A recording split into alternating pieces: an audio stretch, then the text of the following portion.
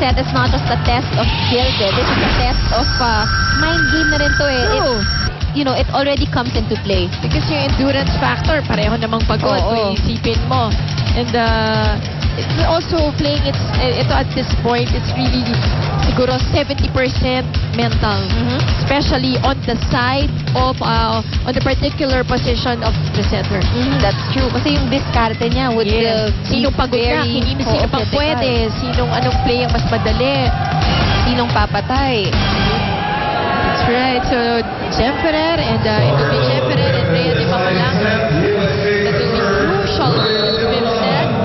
As Rhea de Maculangan starts it at the service line. And the serves will also be a factor in this fifth set. Yes.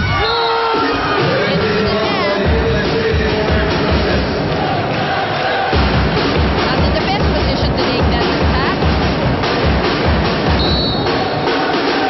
Maculangan again on the service line. And I think Jem Ferrer just lost one of her contact lenses. Oh no. So it would be quite difficult.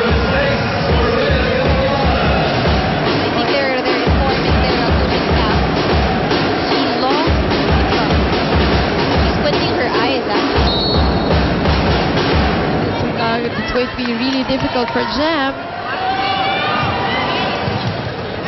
Na-mention na natin in one of the discussions that three of them are really have eye problems. Again, a point goes to USD.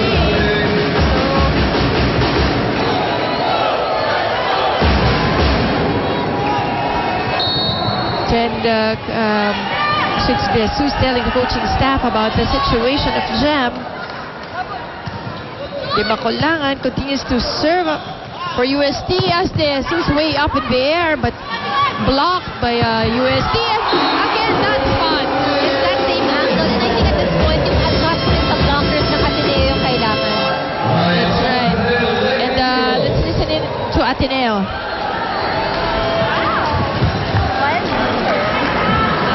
Lagi doon tayo pinatay ni Maisoy. Nandito siya, papaluan kayo, papunta rito sa sulok dito. Dito umadjust ka na. May block naman kasi dito ang dalawa eh. Paluin man niya papunta sa block yan, di tatama sa blocker. Hindi naman super ibabaw yan eh. So abangan niyo yung nililihis. Problema kasi sa inyo, pag dumidepensa kayo, kung nasaan yung blocker, nagtatago kayo sa likod. Pag kayo nagtatago, diba sabi ko sa inyo yung spiker, ilalayo sa kamay ng blocker yung bola. Ay di kayo sa ilalayo.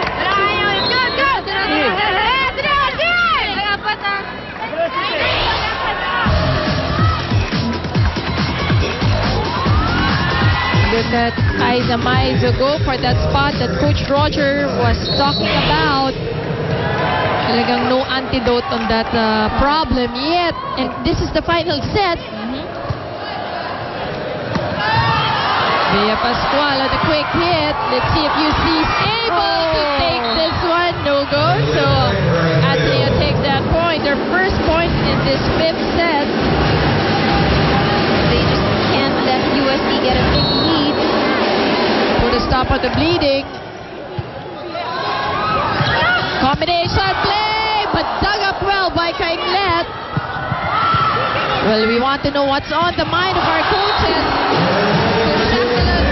On the side of UST, man, what do you have for us? Yes, Mosey, for this final set, Coach Shaq just wants the team to learn from the mistakes that they have done from point number one. It is very important that they start strong and they get the momentum from Ateneo. And just be sure not to throw points away by making unnecessary errors. Coach Shaq said over and over again, tsagain lang natin last set na to. Mosey and Ann? Thank you, man. And tsagaan talaga ang fifth set. That's so correct. As Sue scores another one. Down the line hit. She gambled knowing that her blocker is Aiza Maizo. That is a big gamble. You would want her in your team.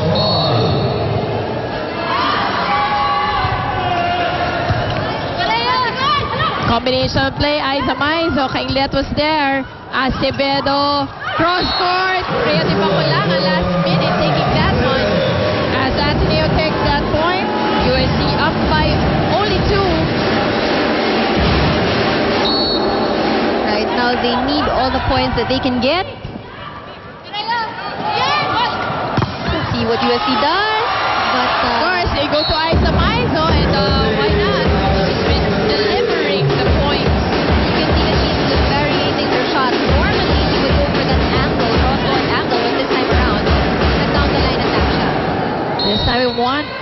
hear what's on the mind of Coach Roger Goreyev. Patch? Don't put your game down. That's what Coach Roger told the girls.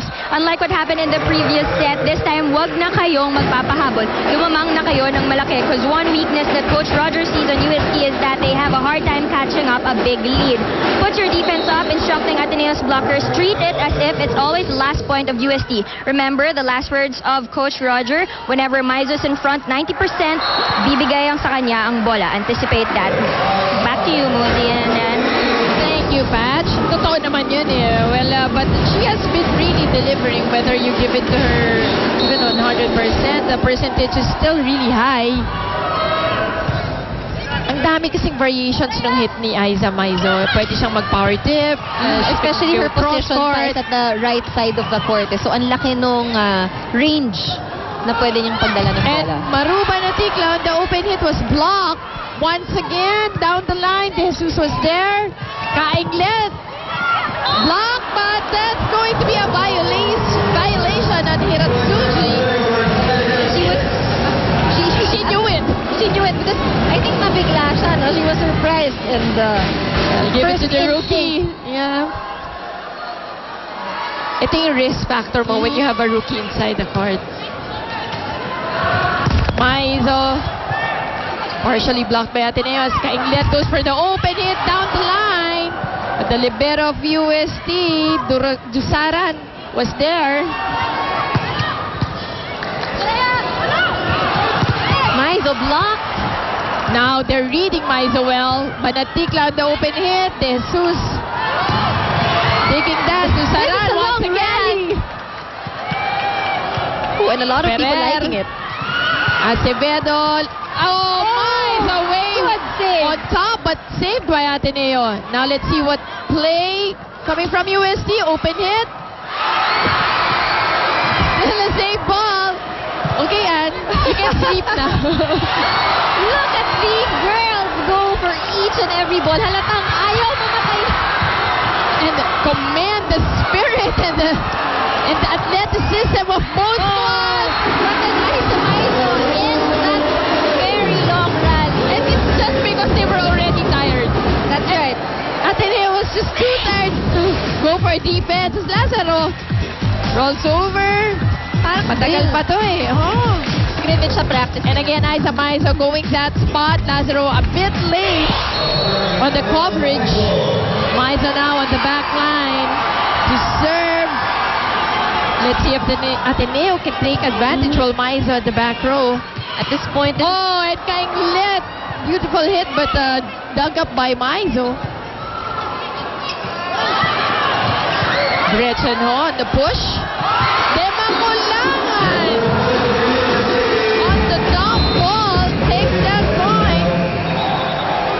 As we go, as our players change courts, and this has turned out to be a really exciting match between these two squads. Although we expected it, but this is the kind of volleyball you want to see. Exactly. The quality of volleyball. Ito yun eh. That's why everybody's here. That's why din kita mo, if you look at the crowd, talagang nakatutok sila dun sa game. And why not? It's actually very interesting, especially that last rally that we saw. You can see the girls really just, diving on the floor to keep the ball alive. You know, it's nice when you're watching a volleyball game is that the crowd is into the game. Yung nakikita mo,